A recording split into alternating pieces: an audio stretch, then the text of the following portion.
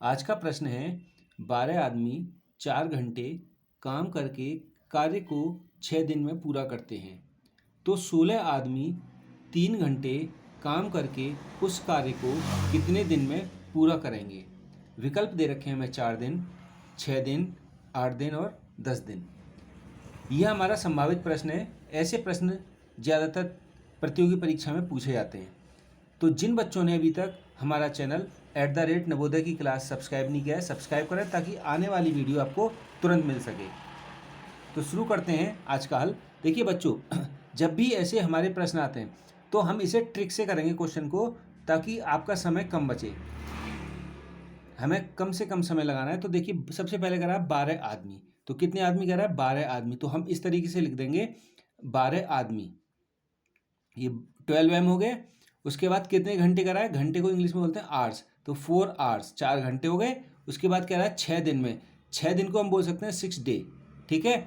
दूसरा फिर हमसे कह रहा है उसी काम को 16 आदमी यानी कि 16 मैन, 16 आदमी हो गए। और कितने दिन में कह रहा है? 3 घंटे में, 3 घंटे में काम करके और कितने दिन में। ये हमसे क्या पूछा? क्वेश्चन मार्क, ये पूछा है हमसे कितने दिन में। तो देखो बच्चों, इस सवाल को जब हमें इस तरीके से दिया हो, 12 आदमी किसी काम को 4 घंटे में और 6 दिन में उसको पूरा कर रहे हैं, उसी काम को 16 आदमी 3 घंटे काम करके कितने दिन में पूरा करेंगे। तो ये हमारा प्रश्न बन गया।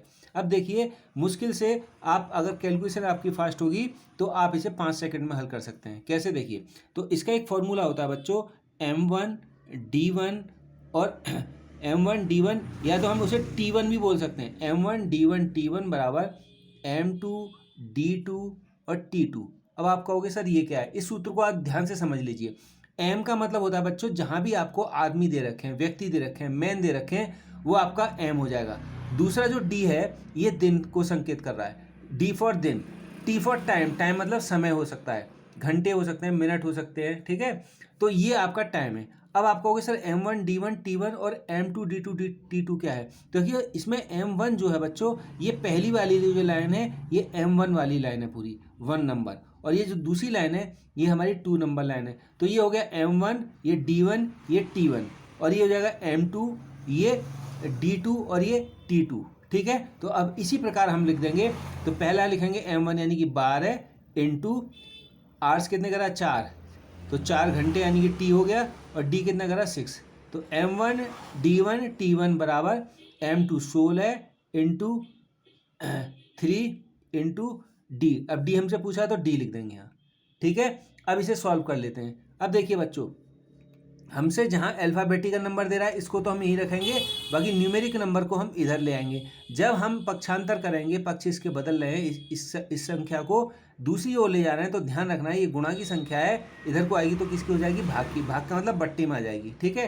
तो हम इसे बट्टे में कर देंगे, 12 इंटू 4 इंटू 6 बट्टे 16 इंटू 3। अब देखिए इसे कैलकुलेशन कर लेंगे तो 3 का भाग इसमें, तो 3 दूनी 6, और इसे काटिए आप 2 से, 8 बार कट गया, और 4 से इसे काट दी, 4 दूनी 8, 2 बार कट गया, और 2 से इसे काट दिए 6।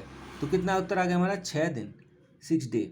तो इसमें है 6 दिन विकल्प, ऑप्शन बी इसमें बिल्कुल सही आंसर होगा।